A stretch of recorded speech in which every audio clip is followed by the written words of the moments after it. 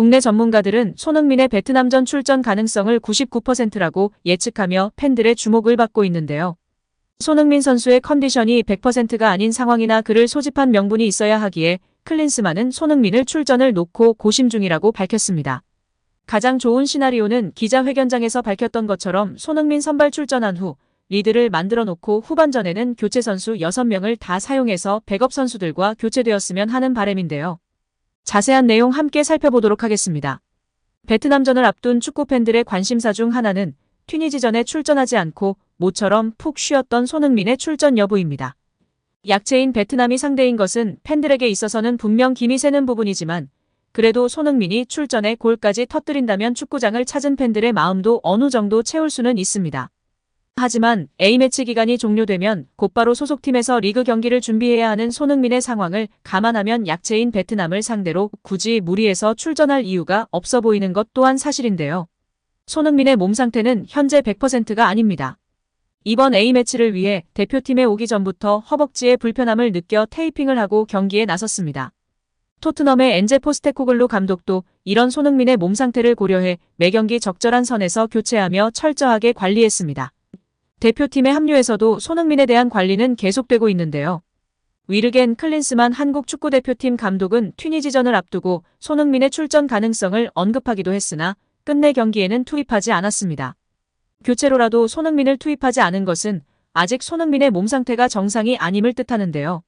사실 향후 이어질 일정, 그리고 소속팀의 현 상황을 감안하면 손흥민은 지금 휴식을 취하는 것이 맞은 상황입니다. A매치 기간이 종료되면 토트넘은 24일 풀럼, 28일 크리스털 팰리스와 리그 경기가 예정돼 있습니다. A매치를 위해 한국과 영국을 오가는 것만으로도 상당히 피곤한데 시차 적응까지 더하면 더 말할 것도 없는 상황입니다. 그래서 현실적으로 풀럼전은 어느 정도 로테이션이 될 것으로 보이는데요. 그런데 토트넘은 손흥민의 포지션에 나설 수 있는 주축 자원들이 모두 부상을 당했습니다. 왼쪽 측면 공격수의 경우 이반 페리시치는 무릎 십자인대 파열로 사실상 시즌 아웃됐고 이적생 마누르 솔로몬 또한 무릎 반월판 연골이 찢어져 수술을 받아 올해 안으로 복귀가 불가능합니다. 최전방 공격수로는 히샤를리송이 손흥민을 대체할 수 있지만 히샤를리송의 경기력이 바닥을 치고 있다는 것도 문제입니다. 다시 말해 손흥민이 어떤 포지션으로 경기에 나서든 포스테코글루 감독이 그에게 충분한 휴식을 부여할 여유가 없다는 것입니다. 그러나 손흥민이 대표팀에 와서 1경기도 뛰지 않고 그대로 돌아가는 것은 그를 발탁한 의미가 퇴색되는 일입니다. 특히 이번 10월 A매치는 실전을 앞둔 마지막 평가전인데요.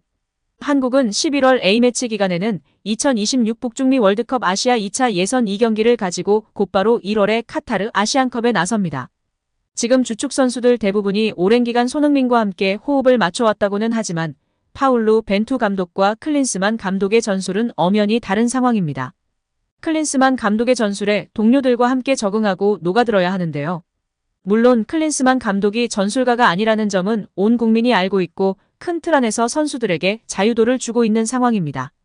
그래도 손흥민이 짧고 굵게 뛰면서 팀원들과 손발을 맞추고 골맛을 본 뒤 휴식 시간을 갖는 게 최상의 시나리오일 것 같은데요.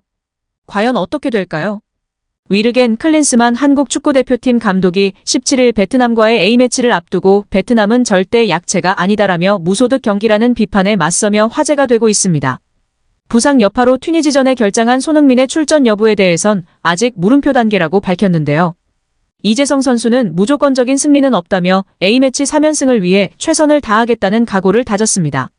클린스만 감독과 이재성은 베트남전을 하루 앞둔 16일 경기 수원 월드컵 경기장에서 열린 기자회견에서 이같이 밝혔습니다. 한국은 FIFA 랭킹 26위, 베트남은 FIFA 랭킹 95위인데요. 객관적인 비교상 한국이 압도적으로 강한 상황입니다. 클린스만 감독은 상대적으로 약체로 평가받는 베트남에 대해 절대 약체라고 생각하지 않는다며 내년 1월 아시안컵 토너먼트나 2026 북중미 월드컵 아시아 지역 3차 예선에서도 만날 수 있는 팀이라고 강조하며 무소득 경기에 대한 비판에 정면으로 대응하였습니다. 그는 이번 평가전이 아시아팀을 상대로 어떻게 준비해야 하는지 알 수 있는 기회가 될 것이다. 선수들에게도 언제든지 만날 수 있는 상대라고 말했다고 설명했는데요. 이어 11월 월드컵 2차 예선전 마지막 친선 경기이기에 어떤 부분들을 보완하는지 시험할 수 있는 경기라고 덧붙이며 한국이 전력상 두 수 아래 베트남을 상대로 얻을 게 없다는 비판이 나오는데 따른 해명을 이어갔습니다. 부상으로 튀니지전에 뛰지 못한 손흥민과 황인범의 출전 여부는 여전히 미지수인데요. 클린스만 감독은 아직은 두 사람의 출전 여부를 확답할 수 없다. 공식 훈련을 통해 몸 상태를 확인한 뒤 결정하겠다고 말했습니다. 그러면서 대표팀의 로테이션 가능성을 열어뒀는데요. 클린스만 감독은 내일 전반의 경기가 원하는 흐름으로 간다면 후반에 새로운 선수들에게 기회를 주면서 앞으로의 일정을 준비하겠다. 교체 카드 6장까지 사용 가능해 많은 선수들을 시험할 수도 있다고 밝혔습니다. 이재성은 베트남 경기는 중요하다고 강조했는데요. 그는 튀니지를 상대로 좋은 결과를 얻어 대표팀 분위기가 좋다며 상대적으로 약체인 팀을 상대할 때 항상 결과가 좋은 건 아니었다. 정신적인 부분을 더 준비해야 한다. 무조건적인 승리는 없기 때문이라고 힘줘 말했습니다. 이재성은 튀니지전 당시 이강인과 포지션을 바꾼 정황도 언급했는데요. 이강인은 지난 13일 튀니지전이 끝난 뒤 믹스트존에서 감독님께 요청해 중앙에서 측면으로 재성이 형과 자리를 바꿨다고 밝힌 바 있습니다. 이재성은 이에 이강인이 경기 준비 과정에서 중앙보다 오른쪽 측면이 편하다고 했다. 감독님께서 자유를 줬기 때문에 선수들끼리 편안하게 바꿨다고 설명했습니다. 이강인이 우측으로 자리를 옮긴 후반부터 한국은 기세를 잡았고 이강인이 멀티골을 뽑으며 4대 0으로 대승했습니다. 클린스만 감독도 이선 공격수들에게 자율성을 부여하고 있다. 이들은 대개 양쪽 측면과 중앙 모두 소화 가능하다며 손흥민이 합류하게 되면 어떻게 운영할지도 지켜볼 대목이라고 말했습니다. 이번 한국 대 베트남 경기 추진에 대해 의문이 많았는데요.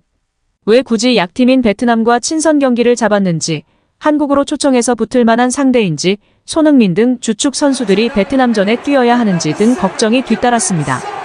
대한축구협회 관계자는 클린스만 감독이 2022 카타르 월드컵 기술위원회를 했지만 동남아 팀 분석은 못했다고 한다. 동남아 팀이 궁금하다고 해서 이번에 베트남과 붙기로 했다.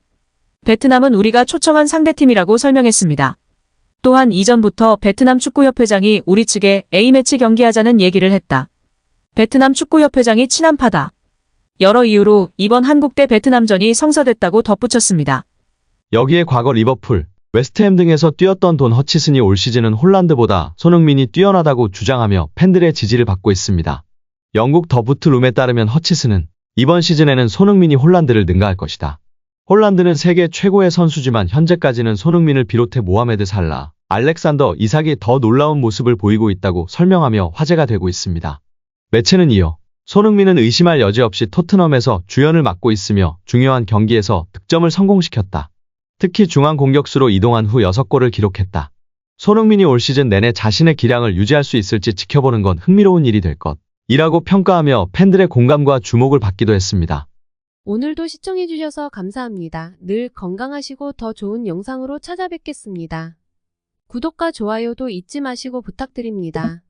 감사합니다.